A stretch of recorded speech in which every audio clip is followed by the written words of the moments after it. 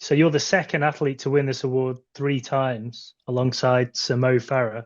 Yeah, Sir Mo Farah. That's good company, you know. Uh, I'm not a sir though yet, but I do have the three the golden tracks. I wish I could be a sir though, but fortunately I'm not British. Um, but that's really amazing. It's quite hard to have everything sink in, and for me to understand and really grasp everything that's been going on and everything that I've been able to achieve.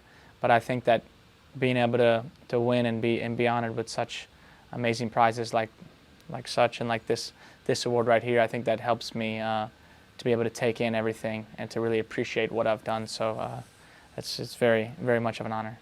What are your hopes and dreams for 2026? Yeah, hopefully 2026 can be just another amazing year. I have some crazy good momentum right now coming off 2024 and 2025, which has been some probably my best campaigns to date so far. So just trying to just keep pushing it basically. It's going to be like a little bit of a different type of setup this next year, of course, because we have the European Championships in Birmingham, but then also the Ultimate Championship. That's also going to be very cool and very fun and kind of a new chapter in the sport too. So I'm very excited for next year. I'm going to do like I normally do and have a nice full schedule of meets and string of competitions because that's what I love to do. So yeah, I feel good about it. So you broke a world record at the Olympics in Paris. You've broken a world record at the World Champs. Do you think maybe it's possible for a world record at the European Champs to complete the hat trick of majors for world records? Yeah, yeah. I guess I haven't broke the world record at the European Champs, so that would be yeah. That's something that I have to do. So that would be great. That would be great if I was able to do it in Birmingham. So yeah, we I just got to lock in and I have to make it happen. I guess less talking and more doing. So just up to me to make sure that I'm in the right shape and that I'm ready to do it when it comes time. But I'm excited for Birmingham. I think you broke the under 20 record, didn't you, in Berlin in 2018? Yeah, but that doesn't count, you know. It's not quite the Under same. 20 record doesn't count, but which was amazing though. But nah, that doesn't matter. One of your main competitors, Manu Corrales, you two have this fantastic relationship. Kind of, when did that friendship begin, and how important has he been to you? Yeah, well, I think the first time that Manolo and I competed against each other was 2015. It was the World Youth Championships in Cali, Colombia, and so I mean we were, you know, just 15 years old at that time.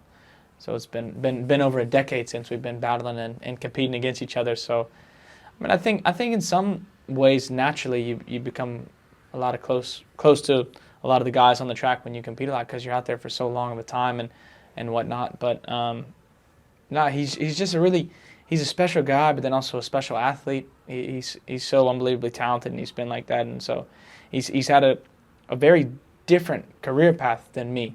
But I knew that we'd kind of end up in the same and on the same route eventually one of these days because I knew that was just the talent that he had too. But he's also just at the end of the day a really stand up guy and just a really great guy to hang out with and somebody that you know is going to have your back when it comes down to it. So yeah, that's the homie.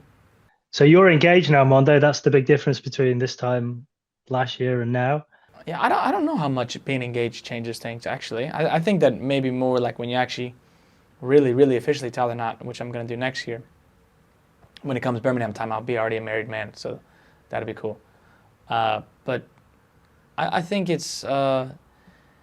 I mean, it's like it's the most important person in my life. I mean, I live with her. I mean, we spend most seconds and most days together. I don't spend any more time with anybody in the world than Desiree. So of course, I mean, we know each other on just a whole different level than anybody else knows us. So yeah, I mean, I would say that that's my rock, but also I would say she's probably my biggest motivation, my biggest inspiration, and she pushes me in ways that I don't think she can even imagine, and I feel like I'm such a better athlete and person because of her the past few years, and I think it also shows on the track too.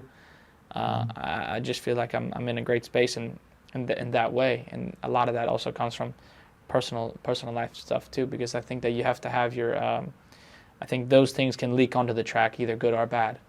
Can you tell us a little bit about your music career, Mondo, and just how that's taken off and why that has inspired you and how that brings something different to your life? Yeah, I think I mean, the music thing is for sure brought a different element and like aspect to me. I think as a person, just in my life, I think it's always been really important for me just to have hobbies and to have things that can take me away from the track and things that I can just get like super sucked into. I mean, I think it's this form of therapy also in a way to where I can just really block out everything that's going on. I can just be totally in the moment when I'm there in the studio, and I just really love I don't know, I love the process of just trying to make something and just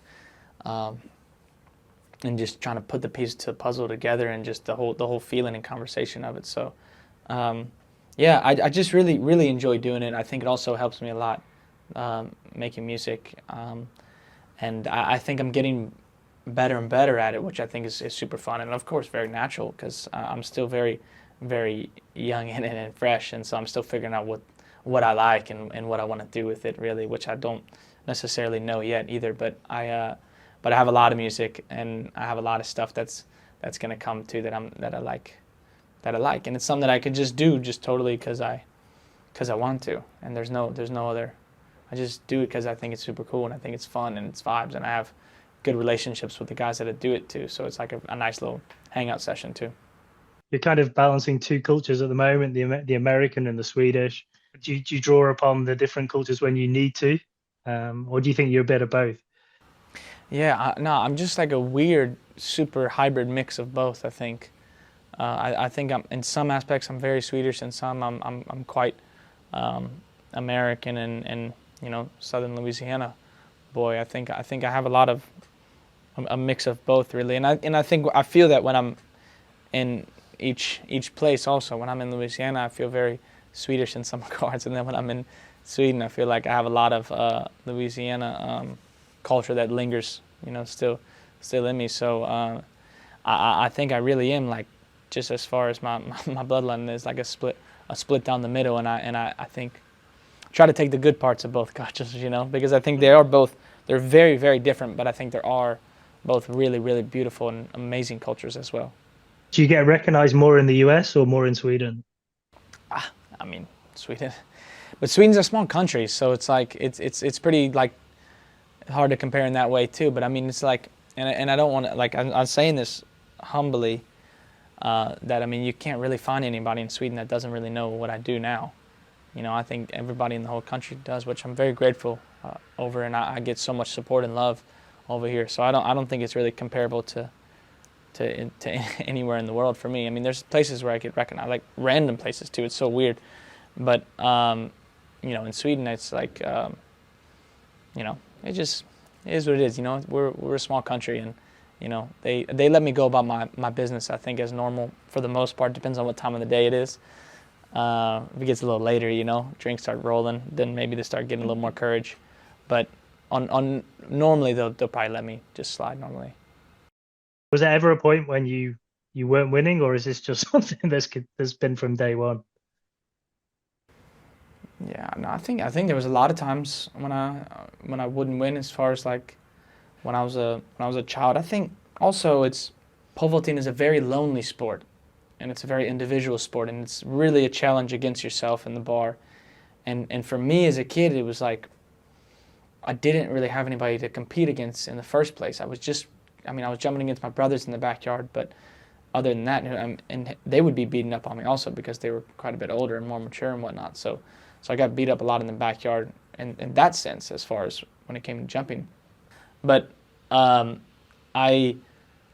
don't know. I felt like I was always in this just battle against myself and in competition, which is the same kind of situation I find myself in now a little bit.